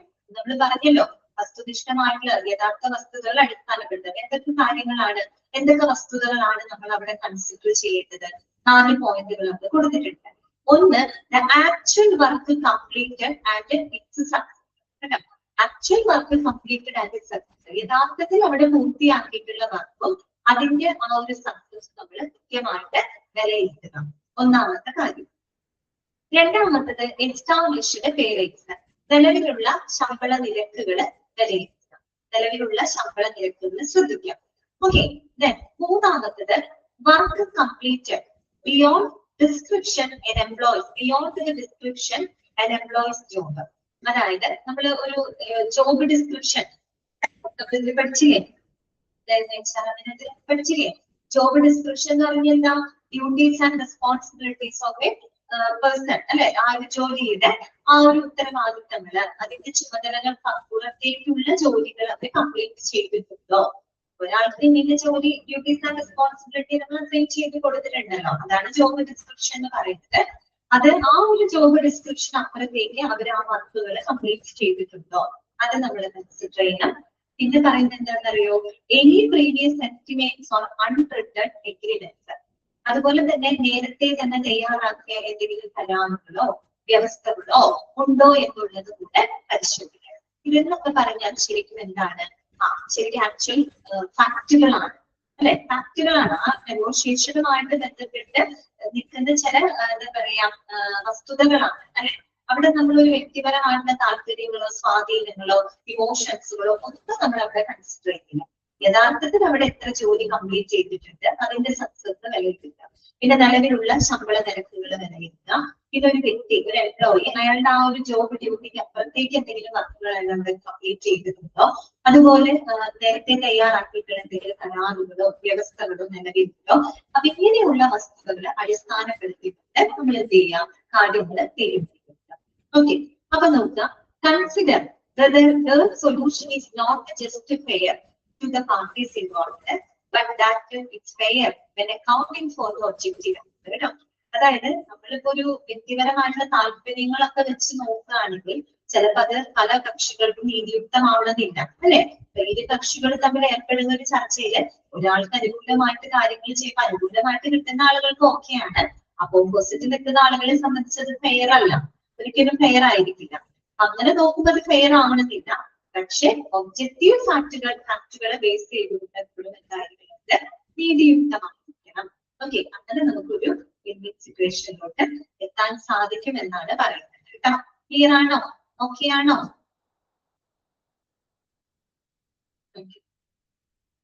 ഇത്രയല്ലോ കേട്ടോ. ഇനി അടുത്തത് എന്താണ്? determine your best alternative. Determine your best alternative.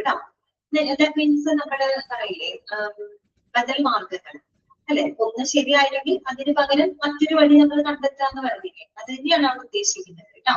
Determine your best alternative കേട്ടോ. നമ്മള് സമാന്തരമായിട്ടുള്ള മറ്റൊരു മാർഗം നമ്മൾ നിശ്ചയിക്കാം എന്നുള്ളതാണ് അവിടെ ഉദ്ദേശിക്കുന്നത് കേട്ടോ. ഇത് ഇതുപോലെ തന്നെയാണ് ശരിക്കും പറഞ്ഞാൽ നമ്മൾ നേരത്തെ ഒരു സംഭവം പറഞ്ഞില്ലേ, ക്രിയേറ്റ് മ്യൂച്വലി ബെനിഫിഷ്യൽ ഓപ്പർച്യൂണിറ്റീസ്, അതുപോലെ തന്നെയുള്ളൊരു സംഭവം തന്നെയാണ് കേട്ടോ. ഇത് determine your best alternative. During the negotiation process, consider creating a list of alternative outcomes that is still work well for you. കേട്ടോ നമ്മളൊരു നെഗോഷിയേഷൻ പ്രോസസ് ആണ്, നമ്മളൊരു ചർച്ചകളിൽ ഏർപ്പെടുന്ന സമയത്ത് ഇപ്പോ ആ ചർച്ചകളിൽ നമുക്കൊരു നമ്മുടെ ഡിസൈറബിൾ ആയിട്ട് നമ്മൾ ആഗ്രഹിക്കുന്ന ഒരു ഫലം നമുക്ക് ലഭിക്കുന്നില്ല എന്നുണ്ടെങ്കിൽ എന്ന് പറയുമ്പോൾ നമ്മൾ ആ സാധ്യതയെ മുൻകൂട്ടി കാണണം. ഓക്കെ, നമ്മൾ ചർച്ച നടത്തുമ്പോൾ നമുക്ക് എന്തായാലും ലാഭം ഉണ്ടാവുമെന്ന് തന്നെ നമ്മൾ വിശ്വസിച്ചെങ്കിലും നമ്മൾ വിശ്വസിക്കുന്നുണ്ടാവും, പക്ഷെ പറ്റിയില്ലെങ്കിലോ അപ്പൊ ഇല്ലാണ്ട് നമുക്ക് കഴിഞ്ഞാൽ നമ്മൾ എന്ത് ചെയ്യണം, അതിനെ ഓവർകം ചെയ്യാനുള്ള മറ്റൊരു മാർഗം നമ്മൾ മുൻകൂട്ടി തന്നെ അവിടെ കണ്ടെത്തി വെക്കണം. അതാണ് അവിടെ ഉദ്ദേശിക്കുന്നത് കേട്ടോ. അപ്പൊ എന്ത് ചെയ്യണം, നമ്മള് creating A list of alternative outcomes that is still work well. അപ്പം ചർച്ചയിൽ നമുക്ക് ലാഭകരമായിട്ടുള്ള ഒരു നേട്ടം ഉണ്ടാകുന്ന ഉറപ്പ് വരികയാണെങ്കിൽ അങ്ങനെ എന്തെങ്കിലും ഒരു പ്രശ്നം ഉണ്ടെന്ന് വെച്ച് കഴിഞ്ഞാൽ നമ്മൾ അതിന് സമാന്തരമായിട്ട് മറ്റൊരു മാർഗം നമ്മൾ കണ്ടെത്തേണ്ടിയിരിക്കണം കേട്ടോ. അത് നമ്മൾ നിശ്ചയിച്ചിരിക്കണം. അപ്പൊ നോക്കുക, instead of focusing on your most desirable outcome, it's helpful to determine which alternative outcome might have benefits for you. കണ്ടോ, നമുക്ക് ഡിസൈറബിൾ ആയിട്ടുള്ള ഒരു ഫലം ലഭിച്ചില്ലെങ്കിൽ കൂടിയും അതിന് പകരമായിട്ട് നമ്മൾ മറ്റൊരു മാർഗം കണ്ടെത്തേണ്ടതായിട്ടുണ്ട്. അങ്ങനെ നമ്മൾ കണ്ടെത്തുമ്പോൾ നമുക്ക് എന്തുണ്ടാവില്ല, ഒരു നഷ്ടബോധം നമുക്ക് തോന്നില്ല. നഷ്ടബോധം തോന്നില്ല എന്ന് മാത്രമല്ല, നമുക്ക് ലാഭകരമായിട്ടുള്ള മറ്റൊരു വഴി അവിടെ തെളിയും കേട്ടോ. അതാണ് അവിടെ ഉദ്ദേശിച്ചത്. Deciding which of these you feel is A positive resolution അല്ലെ. അങ്ങനെ നമ്മൾ നിശ്ചയിച്ച് ചിന്തിക്കുക, നമ്മൾ ഈ രീതി സ്വീകരിക്കും എന്ന് നമ്മൾ മുൻകൂട്ടി നിശ്ചയിച്ചു കഴിഞ്ഞാൽ നമുക്ക് അതൊരു പോസിറ്റീവ് ആയിട്ടുള്ളൊരു ഇതാണ് അല്ലെ. നമുക്കത് കുറെ കൂടെ ഒരു പോസിറ്റീവ് എനർജി ആയിരിക്കും തരുന്നത്. That can give you something to negotiate towards. If it is clear the most desirable resolution is not likely to happen. അതെ, നമ്മൾ ഉദ്ദേശിക്കുന്ന ഒരു ഫലം കിട്ടിയില്ലെങ്കിൽ നമുക്ക് മറ്റൊരു മാർഗം അവിടെ കണ്ടെത്തുന്നതിലൂടെ നമുക്കൊരു നഷ്ടബോധം തോന്നുകയില്ല, കുറെ കൂടെ ലാഭകരമായ മറ്റൊരു മാർഗം നമുക്ക് കിട്ടുകയും ചെയ്യും അല്ലെ. By deciding this in advance, you can still feel you have something to win once the optimal outcome is no longer. Okay, ready? അതാണ് determine your best alternative. Clear ആണോ? ക്ലിയർ ആണോ എല്ലാവർക്കും? പറഞ്ഞ കാര്യം മനസ്സിലായില്ലേ? അടുത്തത് ആറാമത്തെ സ്റ്റെപ്പ് ഇതാണ്, work together towards A common goal. Work together towards A common goal. നമ്മൾ ഒരു പൊതുവായ ലക്ഷ്യം നേടിയെടുക്കുന്നതിന് വേണ്ടിയിട്ട് നമുക്ക് എന്ത് ചെയ്യാം, ഒരുമിച്ച് പ്രവർത്തിക്കുക എന്നുള്ളതാണ് കേട്ടോ. ഒരുമിച്ച് പ്രവർത്തിക്കുക എന്ന് പറയുമ്പോൾ നമ്മൾ ഒരിക്കലും നമ്മുടെ ഓപ്പോസിറ്റ് നിൽക്കുന്ന വ്യക്തിയെ ഒരു എതിരാളിയായിട്ട് കണക്കാക്കാതെ ഒരു പ്രശ്നം പരിഹരിക്കുന്നതിനുള്ള ഒരു പങ്കാളിയായിട്ട് പാർട്ട്ണറായിട്ട് നമ്മളെ കാണും. അങ്ങനെ കണ്ടു കഴിഞ്ഞാൽ തന്നെ ഒരുപാട് പ്രശ്നങ്ങൾ അവിടെ സോൾവ് ചെയ്ത് ഒരു വിൻ വിൻ സിറ്റുവേഷനിലോട്ട് എത്താനായിട്ട് സാധിക്കും. ഓക്കെ, അതാണ് അവിടെ പറയുന്നത്. അതായത് ഒരു പൊതുവായ ലക്ഷ്യങ്ങൾക്ക് വേണ്ടിയിട്ട് ഒരുമിച്ച് പ്രവർത്തിക്കുന്നതാണ് കേട്ടോ. അതാണ് work together towards A common goal. It sometimes helpful to work together with the other party to determine which outcomes you both want. നമ്മൾക്ക് ഇരു കൂട്ടർക്കും എന്താണോ ആവശ്യമായിട്ടുള്ളത് നമ്മൾ ഒരുമിച്ച് ഇരുന്നിട്ട് നിശ്ചയിക്കാന്നുള്ളത് കേട്ടോ. By doing this, the negotiations can involve determining what it takes to meet both goals. അപ്പൊ അങ്ങനെ നമ്മൾ ഡിറ്റർമിൻ ചെയ്യുന്നതിലൂടെ അല്ലെ, ആ രീതിയിൽ നമ്മൾ ഡിറ്റർമിൻ ചെയ്യുന്നതിലൂടെ നമുക്ക് എല്ലാവർക്കും പൊതുവായിട്ട് നേടേണ്ട ലക്ഷ്യം എന്താണെന്നുള്ളത് നമുക്ക് അവിടെ നിർണ്ണയിക്കാനായിട്ട് സാധിക്കും. When working together this way, it's helpful to keep consistent communication about what works, what does not, and why. അല്ലെ, അങ്ങനെ നമ്മളൊരു കൺസിസ്റ്റന്റ് ആയിട്ടുള്ള ഒരു കമ്മ്യൂണിക്കേഷനിലൂടെ ഇരു പാർട്ടികളും ഒരു സ്ഥിരമായിട്ടുള്ള ഒരു ആശയവിനിമയം, നിരന്തരമായ ആശയവിനിമയത്തിലൂടെ അവരുടെ ലക്ഷ്യങ്ങൾ എന്താണെന്നും അവർക്ക് എന്തൊക്കെയാണ് നേടേണ്ടതെന്നും എന്തൊക്കെ കാര്യങ്ങൾ അവിടെ വർക്ക്ഔട്ട് ആവും, എന്തൊക്കെ കാര്യങ്ങൾ അവിടെ വർക്ക്ഔട്ട് ആവില്ല എന്നുള്ളത് അവിടെ ഒരുമിച്ച് ചേർന്ന് അവര് പ്രവർത്തിക്കുകയാണ് അല്ലെ. അപ്പൊ through this communication you can determine together what specific tactics work best to bring about a mutually beneficial solution. അപ്പൊ ഇങ്ങനെ ഒരു കമ്മ്യൂണിക്കേഷനിലൂടെ നമുക്കറിയാൻ പറ്റും ഒരു mutually beneficial ആയിട്ടുള്ള ഒരു സൊല്യൂഷൻ എത്തുന്നതിന് വേണ്ടിയിട്ട് നമുക്ക് എന്ത് ടാക്ടിക്സ്, എന്ത് തന്ത്രങ്ങളാണ് നമുക്ക് അവിടെ ഉപയോഗിക്കാനായിട്ട് പറ്റുക എന്നുള്ളത് ഒരുമിച്ച് നമുക്ക് തീരുമാനിക്കാനായിട്ട് സാധിക്കും. സ്വാഭാവികമായിട്ടും അതൊരു വിൻ വിൻ സിറ്റുവേഷനിലോട്ട് നയിക്കുകയും ചെയ്യും. ഓക്കെ, ക്ലിയർ ആയോ പറഞ്ഞത്? അതാണ് work towards together A common goal. Means everyone works together towards A common goal. Okay, എല്ലാവരും ഒരുമിച്ച് പ്രവർത്തിക്കുന്നു ഒരു പൊതുവായ ലക്ഷ്യം നേടിയെടുക്കുന്നതിന് വേണ്ടി. ഓക്കെ, ഏഴാമത്തെ പോയിന്റ് ഇതാണ്, be honest about any potential issues കേട്ടോ. Be honest about any potential issues. അതുപോലെ നമ്മൾ ഒരു ചർച്ചകളിൽ ഏർപ്പെടുമ്പോൾ സാധ്യതയുള്ള തടസ്സങ്ങളെ പറ്റിയിട്ട്, പ്രശ്നങ്ങളെ പറ്റിയിട്ട് നമ്മൾ സത്യസന്ധമായിട്ട് തന്നെ സംസാരിക്കാം. ഓണസ്റ്റ് ആയിട്ട് നമ്മൾ കമ്മ്യൂണിക്കേറ്റ് ചെയ്യും. മനസ്സിലാവും, ഒളിച്ചൊന്നും വെക്കണ്ട. ഇരു കക്ഷികൾ ഏർപ്പെടുന്ന സമയത്ത് ഓരോ കക്ഷിക്കും എന്തൊക്കെ പ്രായോഗികമായിട്ട് ബുദ്ധിമുട്ടുകൾ വരാം അല്ലെ, അത് നമ്മൾ എന്താണെന്നുള്ളത് സത്യസന്ധമായിട്ട് ട്രാൻസ്പാരന്റ് ആയിട്ട് അവിടെ എന്ത് ചെയ്യണം, കമ്മ്യൂണിക്കേറ്റ് ചെയ്യാം. അതൊരു നല്ല മാർഗമാണ്. ഓക്കെ, അതാണ് ഇവിടെ പറയുന്നത് B honest about any potential issues. സാധ്യതയുള്ള എന്ത് പ്രശ്നങ്ങളെയും തടസ്സങ്ങളെയും പറ്റിയിട്ട് സത്യസന്ധമായിട്ട് തന്നെ പ്രസന്റ് ചെയ്യാനുള്ളതാണ് കേട്ടോ. നോക്കുക, ഈ negotiations like these it's helpful to remain honest about the things that conflict with your desired goal. അല്ലെ, നമ്മുടെ ഡിസൈഡ് ഗോൾ, നമ്മളുടെ ലക്ഷ്യം എന്താണോ അതിന് തർക്കം ഉണ്ടായിരുന്നുണ്ടെങ്കിൽ അതിന് തടസ്സം സൃഷ്ടിക്കുന്ന, അതിന് പ്രശ്നങ്ങൾ സൃഷ്ടിക്കുന്ന കാര്യങ്ങളെ പറ്റിയിട്ട് നമ്മൾ സത്യസന്ധമായിട്ട് കമ്മ്യൂണിക്കേറ്റ് ചെയ്യാന്നുള്ളതാണ് കേട്ടോ. This lets both parties either work around those potential conflicts or resolve the issues themselves. അത് ഇരു പാർട്ടികളെയും ആ ഒരു സാധ്യതയുള്ള പ്രശ്നങ്ങളെ പറ്റി ഒരുമിച്ച് പഠിക്കാനും അതുപോലെ ഒരുമിച്ച് നിന്നുകൊണ്ട് ആ പ്രശ്നങ്ങള് സോൾവ് ചെയ്യുന്നതിലോട്ടും നയിക്കുമെന്നാണ് പറയുന്നത് കേട്ടോ. Consider doing the same for the other parties conflict. ഞാനും നിങ്ങളും തമ്മിൽ ഒരു നെഗോഷിയേഷൻ ഏർപ്പെടുകയാണ്. ഓക്കെ, അപ്പൊ എനിക്കുണ്ടാവുന്ന പ്രശ്നങ്ങള്, അത് എനിക്ക് വരാൻ എന്റെ ലക്ഷ്യങ്ങളുമായിട്ട് വരാൻ സാധ്യതയുള്ള തടസ്സങ്ങളെ പറ്റിയിട്ട് ഞാൻ നിങ്ങളോട് വളരെ ഓപ്പൺ ആയിട്ട് ഓണസ്റ്റ് ആയിട്ട് ഞാൻ നിങ്ങളോട് സംസാരിക്കുകയാണ്. അതുപോലെ തന്നെ നിങ്ങൾക്കും സാധ്യതയുള്ള ആ നെഗോഷിയേഷനില് നിങ്ങൾക്കും വരാൻ സാധ്യതയുള്ള ഇഷ്യൂസുകൾ എന്തൊക്കെയാണ് എന്നതിനെ പറ്റി നിങ്ങളും ഓണസ്റ്റ് ആയിട്ട് തന്നെ സംസാരിക്കണം. ഓക്കെ, അങ്ങനെ ദീസ് ഇഷ്യൂസ് അങ്ങനെ ചെയ്യുന്നത് എന്താണ്, നമുക്ക് എല്ലാവരുടെ പ്രശ്നങ്ങൾ പരസ്പരം ചർച്ച ചെയ്ത് നമുക്ക് സോൾവ് ചെയ്യാനായിട്ട് പറ്റും അല്ലെ. Okay, if these issues can get resolved it might help your negotiations reach A win-win solution more easily. അപ്പൊ ആ രീതിയിൽ നമ്മൾ ഒരുമിച്ച് ആ പ്രശ്നങ്ങൾ പരിഹരിക്കുന്നതിലൂടെ നമുക്ക് കുറെ കൂടെ ഈസി ആയിട്ട് ഒരു വിൻ-വിൻ സാഹചര്യം നേടിയെടുക്കാനായിട്ട് സാധിക്കും. ഓക്കെ, ക്ലിയർ ആയോ പറഞ്ഞത്? അപ്പൊ ആ പോയിന്റുകൾ നിങ്ങൾ പഠിച്ചു വെക്കുക കേട്ടോ. അതെന്താ പഠിച്ചത്? How to create a win win negotiation അല്ലെ, എങ്ങനെയൊക്കെ നമുക്കൊരു വിൻ-വിൻ സിറ്റുവേഷൻ ഉണ്ടാക്കാം. First point other person's goals അല്ലെ, മറ്റുള്ളവരുടെ ലക്ഷ്യങ്ങളെ പറ്റി ഓർക്കുക. ഇവാലുവേറ്റ് യുവർ എക്സ്പെക്ടേഷൻ, നിങ്ങളുടെ പ്രതീക്ഷകളെ വിലയിരുത്തുക. ക്രിയേറ്റ് മ്യൂച്വലി ബെനിഫിഷ്യൽ ഓപ്പർച്യൂണിറ്റീസ്, ലാഭകരമായിട്ടുള്ള അവസരങ്ങൾ സൃഷ്ടിക്കുക. റിവ്യൂ ഒബ്ജക്റ്റീവ്സ്, വസ്തുനിഷ്ഠമായിട്ട് ഇരിക്കുക. Determine your best alternative, അതായത് ഏറ്റവും ബെസ്റ്റ് ആയിട്ടുള്ള മറ്റു ബദൽ മാർഗങ്ങൾ അല്ലെ, ആൾട്ടർനേറ്റീവ് വേസുകൾ നമ്മൾ നിശ്ചയിക്കാം. Work together towards a common goal, പൊതുവായ ലക്ഷ്യങ്ങൾ നേടിയെടുക്കുന്നതിന് വേണ്ടിയിട്ട് ഒരുമിച്ച് പ്രവർത്തിക്കുക.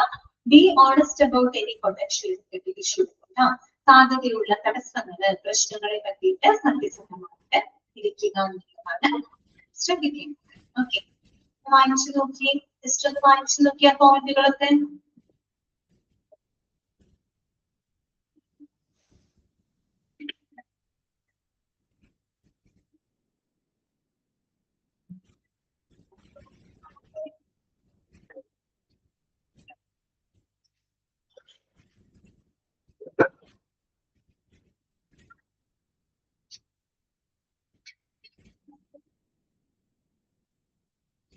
നിങ്ങൾക്ക് ബോറടിക്കുന്നുണ്ടോ?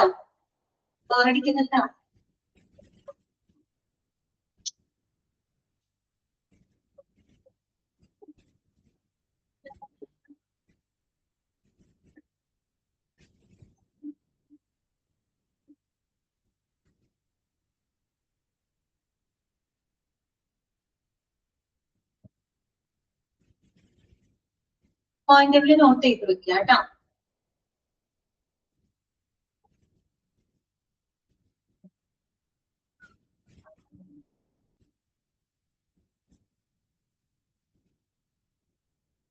അടുത്ത ടോപ്പിക്ക് പറയട്ടെ, നെക്സ്റ്റ് ഭാഗത്തോട്ട് നമുക്ക് പോകാം കേട്ടോ. നെക്സ്റ്റ് നമുക്ക് നോക്കേണ്ടത് കുറച്ചും കൂടെ ഒരു ടിപ്സും കൂടെ അവിടെ പറയുന്നുണ്ട് കേട്ടോ. Tips of reaching A win win situation, അങ്ങനെ തന്നെ ചോദിക്കാം കേട്ടോ. ടിപ്സ് തന്നെ എടുത്ത് ചോദിക്കാം. Tips of reaching A win win situation, നമ്മൾ ഇത്രയും പറഞ്ഞ കാര്യങ്ങൾക്ക് പുറകെ ഒരു വിൻ-വിൻ സിറ്റുവേഷനിലോട്ട് എത്തിച്ചേരാൻ സാധിക്കുന്ന മറ്റു ചില ടിപ്സുകളാണ് അവിടെ പറയുന്നത് കേട്ടോ. അപ്പൊ അതിനകത്ത് 3 പോയിന്റ് വരുന്നുള്ളൂ. when negotiating toward a win-win situation, here are a tips that can help you reach a resolution. ഒരു റെസൊല്യൂഷനിലേക്ക് എത്താനായിട്ട് നിങ്ങളെ സഹായിക്കുന്ന കുറച്ച് ടിപ്സുകളാണ് ഇവിടെ പറയുന്നത്. ഒന്ന്, സ്റ്റേ കാം. ശാന്തമായിട്ട് ഇരിക്കുക എന്നുള്ളതാണ് കേട്ടോ. ശാന്തത പാലിക്കുക എന്നുള്ളതാണ്. രണ്ടാമത്തത്, റിമെയിൻ പോസിറ്റീവ്. വളരെ പോസിറ്റീവ് ആയിട്ട് എപ്പോഴും നമ്മൾ ചിന്തിക്കുക, പോസിറ്റീവ് ആയിട്ട് ഇരിക്കുക. Then B respectable. ഇപ്പോഴും നമ്മൾ വളരെ റെസ്പെക്റ്റഡ് ആയിട്ട് ബിഹേവ് ചെയ്യാനായിട്ട് ശ്രദ്ധിക്കുക. ഓക്കെ, ഇതാണ് 3 ടിപ്പുകൾ. ഇതൊക്കെയാണ് stay calm, remain positive and B respectable. Stay calm അല്ലെ, എന്താണ്? Though the personal hope for a win is strong, it's helpful to stay calm and make sure your actions work toward a win for both the sides. നമുക്കറിയാം, നമുക്കൊരു ലാഭം ഉണ്ടാവണമെന്നുള്ളത് ഭയങ്കരമായ ആഗ്രഹമാണ്, സ്വാഭാവികമാണ്.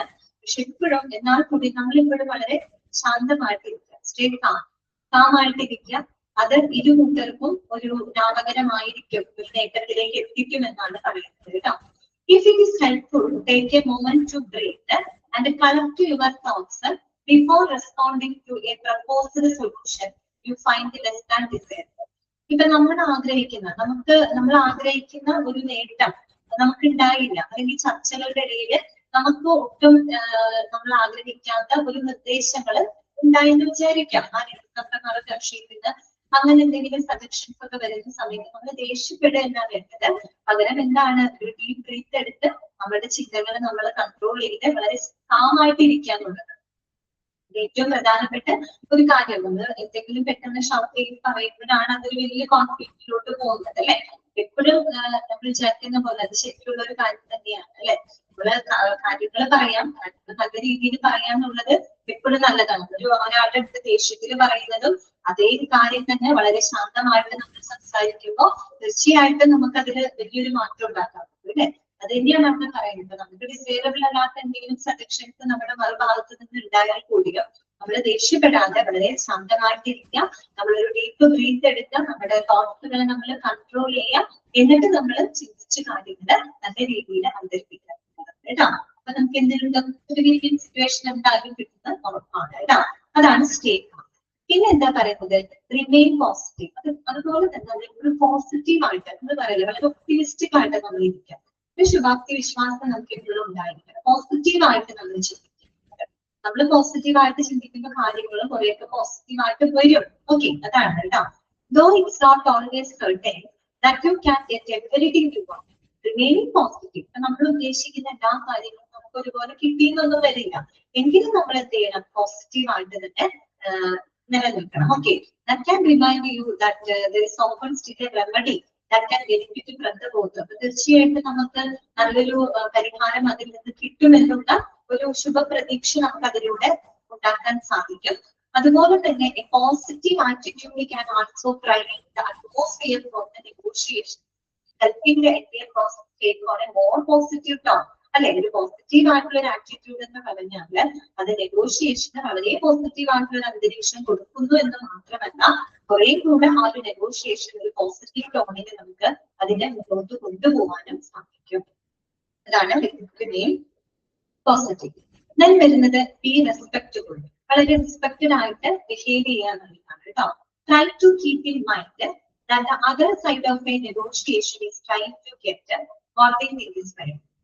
Be respectful of other people's time, opinions and requests to help the negotiation run smoothly. നമ്മൾ പറയും ചർച്ച എന്ന് പറയുമ്പോൾ ഇരു കക്ഷികള് തമ്മിലുള്ള ഒരു നെഗോഷിയേഷൻ നടക്കുമ്പോൾ നമ്മൾ എപ്പോഴും പരസ്പര ബഹുമാനത്തോടു കൂടി പെരുമാറാനായിട്ട് ശ്രദ്ധിക്കുക എന്നുള്ളതാണ് അല്ലെ.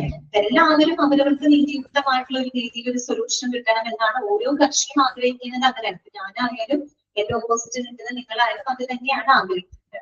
അപ്പൊ എപ്പോഴും എന്ത് ചെയ്യണം, നമ്മള് മറ്റൊരാളുടെ സമയം, അവരുടെ അഭിപ്രായങ്ങൾ, അവരുടെ നിർദ്ദേശങ്ങൾ എപ്പോഴും നമ്മള് റെസ്പെക്റ്റോടു കൂടി തന്നെ കണക്കാക്കണം. അത് ഞാൻ സംസാരിക്കുമ്പോൾ നിങ്ങളുടെ ആ ഒരു ടൈം, നിങ്ങളുടെ ഒപ്പീനിയൻ, നിങ്ങളുടെ റിക്വസ്റ്റിനെ റെസ്പെക്ട് ചെയ്യണം. അതുപോലെ തിരിച്ച് ഞാൻ പറയുന്നത് എന്റെ കാര്യങ്ങൾക്ക് നിങ്ങൾ റെസ്പെക്റ്റഡ് ആയിട്ട്. അങ്ങനെ ഒരു പരസ്പര ബഹുമാനത്തോട് കൂടിയിട്ട് നമ്മൾ പ്രവർത്തിക്കുകയാണെങ്കിൽ നമുക്കതൊരു വിൻ സിറ്റുവേഷനിലോട്ട് എത്തിക്കാൻ സാധിക്കും എന്നാണ് പറയുന്നത് കേട്ടോ. ഇത്രയാണ് നമ്മൾ പറഞ്ഞത്.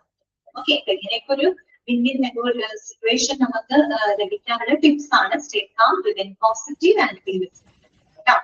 ഓക്കെ. അപ്പൊ ആ ഒരു നെഗോഷിയേഷനുമായിട്ട് ബന്ധപ്പെട്ട ആ ഒരു ടോപ്പിക് ഒക്കെ സംസാരിക്കുകയാണ് കേട്ടോ. നെഗോഷിയേഷൻ നമ്മൾ ആദ്യം ഇന്റേണൽ ഓഡിറ്റ് ഒക്കെയാണ് പഠിച്ചത്, അഥവാ കഴിഞ്ഞു. നെഗോഷിയേഷനുമായിട്ട് ബന്ധപ്പെട്ട കാര്യങ്ങളും അവിടെ കഴിഞ്ഞു. വെൽഡറിനെ പറ്റി പഠിച്ചതിന്റെ ഇടയിൽ ആ കാര്യങ്ങൾ ക്ലിയർ ചെയ്ത് പോയിട്ടുണ്ട്. പറഞ്ഞു പിന്നെ പഠിച്ചത് നെഗോഷിയേഷൻ ആണ്. ടിപ്സ് നോട്ട് ചെയ്യണം കേട്ടോ.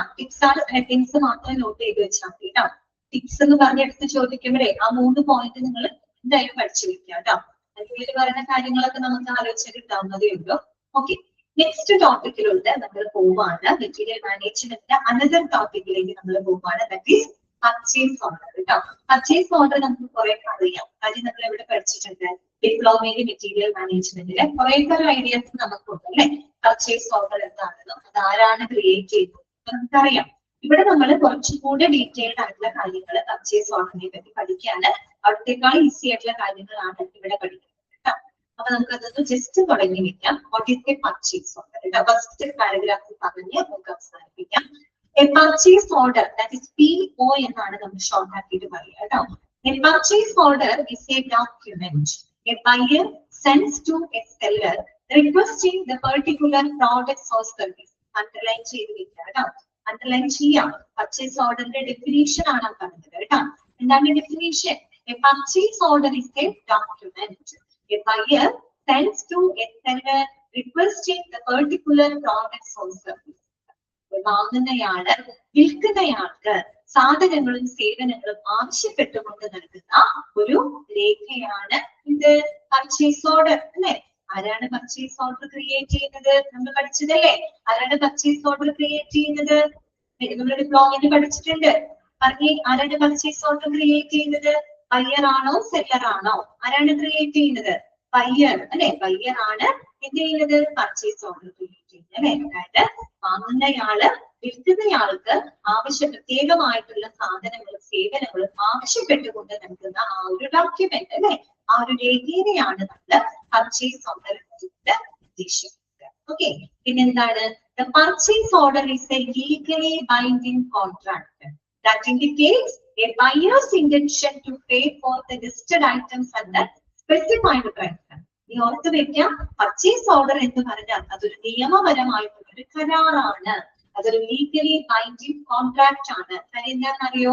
ആ ലിസ്റ്റിൽ പറഞ്ഞിരിക്കുന്ന സാധനങ്ങൾക്കും സേവനങ്ങൾക്കും വിലയ്ക്കും പണം നൽകിക്കൊള്ളാമെന്ന് ഒരു വാങ്ങുന്നയാള് ഉറപ്പ് നൽകുന്ന, ബയ്യർ ഉറപ്പ് നൽകുന്ന ഒരു രേഖയാണിത് പർച്ചേസ് ഓർഡർ അല്ലെ. ആ ലിസ്റ്റിൽ പറഞ്ഞിരിക്കുന്ന സാധനങ്ങൾക്കും സേവനങ്ങൾക്കും വിലകൾക്കുമുള്ള പണം വാങ്ങുന്നയാള് ബയ്യർ നൽകിക്കൊള്ളാം ഉറപ്പ് നൽകുന്ന അല്ലെ, വാഗ്ദാനം ചെയ്യുന്ന ഒരു രേഖയാണ് എന്ത് പർച്ചേസ് ഓർഡർ എന്ന് പറയുന്നത്. So it is a legal agreement. Why it is called a legal agreement? എന്തുകൊണ്ടാണ് ഇത് ലീഗൽ ബൈൻഡിംഗ് കോൺട്രാക്ട് ആണെന്ന് പറയാൻ കാരണം എന്താണെന്ന് അറിയോ? Okay, this agreement protects the seller in the event of not payment. അതെല്ലാം ചെയ്തു വെച്ച ഒരു ഇമ്പോർട്ടന്റ് പോയിന്റ് ആണ്. അതായത് ഈ പർച്ചേസ് ഓർഡർ എന്ന് പറയുന്ന എഗ്രിമെന്റ് അതൊരു സെല്ലർക്ക്, വിൽക്കുന്നയാൾക്ക് സംരക്ഷണം ഉറപ്പുവരുത്തുന്നു. എങ്ങനെ സംരക്ഷണം ഉറപ്പുവരുത്തുന്നു? ഏതെങ്കിലും സാഹചര്യത്തിൽ വാങ്ങുന്നയാള് പൈസ കൊടുക്കാതെ വന്നു കഴിഞ്ഞാൽ സെല്ലർക്ക് ഈ ഒരു രേഖ തെളിവായിട്ട് ഉപയോഗിക്കാം. ഈ പർച്ചേസ് ഓർഡർ അവർക്ക് ഇതായിട്ട് ഉപയോഗിക്കാം, തെളിവായിട്ട് ഉപയോഗിക്കാം കേട്ടോ. അപ്പൊ അത് ആർക്ക് പ്രൊട്ടക്ഷൻ കൊടുക്കുന്ന ഒരു രേഖയാണ്? നമ്മുടെ ഈ പറയുന്ന സെല്ലർക്ക് അല്ലെ, വിൽപ്പനക്കാരന് സുരക്ഷ നൽകുന്ന ഒരു രേഖയാണ് കേട്ടോ. The seller can produce the purchase order as a proof of the request and agreed upon order. എന്തെങ്കിലും കാരണം വെച്ചാല് സെല്ലർക്ക് പേയ്മെന്റ് ലഭിച്ചില്ല എന്നുണ്ടെങ്കിൽ അയാൾക്ക് പർച്ചേസ് ഓർഡർ തെളിവായിട്ട് അയാൾക്ക് ഉപയോഗിക്കാം കേട്ടോ. അപ്പൊ അതുകൊണ്ടാണ് പറഞ്ഞത് അത് സെല്ലർക്ക് എന്താണ് ഒരു പ്രൊട്ടക്ഷൻ കൊടുക്കുന്ന ഡോക്യുമെന്റ് ആണ് എന്ന് പറയുന്നത്. അവിടെ 3 പോയിന്റുകൾ ഒത്തുവെക്കുക കേട്ടോ. എന്താണ് പർച്ചേസ് ഓർഡർ? ഒരു ബയ്യർ സെല്ലർക്ക് സാധനങ്ങളും സേവനങ്ങളും ആവശ്യപ്പെട്ടുകൊണ്ട് നൽകുന്ന രേഖയാണ് പർച്ചേസ് ഓർഡർ. പർച്ചേസ് ഓർഡർ ആരാണ് ക്രിയേറ്റ് ചെയ്തത്? ബയ്യർ. പർച്ചേസ് ഓർഡർ എന്ന് പറയുന്നത് ഒരു ലീഗലി ബൈൻഡിംഗ് കോൺട്രാക്ട് ആണ്. കാര്യം എന്താണ് ഇതിന്റെ ഇന്റൻഷൻ എന്താണ്? ആവശ്യപ്പെടുന്ന സാധനങ്ങൾക്കും സേവനങ്ങൾക്കും വാങ്ങുന്നയാള് പണം നൽകിക്കോളാം എന്ന വാഗ്ദാനം, ഒരു ഉറപ്പ് നൽകുന്ന രേഖയാണ് ഇത്. ആർക്ക് പ്രൊട്ടക്ഷൻ കൊടുക്കുന്ന രേഖയാണ്? സെല്ലർക്ക് പ്രൊട്ടക്ഷൻ കൊടുക്കുന്ന രേഖയാണ്. ബിക്കോസ് ഏതെങ്കിലും കാരണവശാൽ അയാൾക്ക് പേയ്മെന്റ് ലഭിച്ചില്ലാന്നുണ്ടെങ്കിൽ ഈ ഒരു പർച്ചേസ് ഓർഡർ തെളിവായിട്ട് അവർക്ക് ഉപയോഗിക്കാൻ കേട്ടോ. ഓക്കെ, ഇതൊക്കെ അറിയാവുന്ന കാര്യങ്ങളാണ്. ഓക്കെ, അപ്പൊ ഇന്നത്തെ ക്ലാസ്സിൽ നമുക്ക് അവസാനിപ്പിക്കാം കേട്ടോ. നിങ്ങൾക്ക് ഇന്നത്തെ ക്ലാസ്സിൽ എന്തെങ്കിലും ഡൗട്ട്സുകൾ ഉണ്ടെങ്കിൽ ചോദിക്കാം കേട്ടോ. കുറച്ച് സ്പീഡപ്പ് ആയിട്ട് പോകണം. കാര്യം എന്താണെന്ന് വെച്ചാൽ അറിയാമല്ലോ, അതൊരു വലിയൊരു ചാപ്റ്റർ ആണ്. ഇത് കഴിഞ്ഞിട്ട് എനിക്ക് വേറൊരു ചാപ്റ്റർ എടുക്കാനുണ്ട്, പേഷ്യന്റ് റൈറ്റ്സ് ആൻഡ് റെസ്പോൺസിബിലിറ്റീസ് എന്ന് പറഞ്ഞിട്ട് ഇതേ മൊഡ്യൂൾ കഴിഞ്ഞിട്ട് വേറെ 7th പോകാനായിട്ട്. അതുകൊണ്ട് കുറച്ച് ഫാസ്റ്റ് ആയിട്ട് നമുക്ക് പോകണം.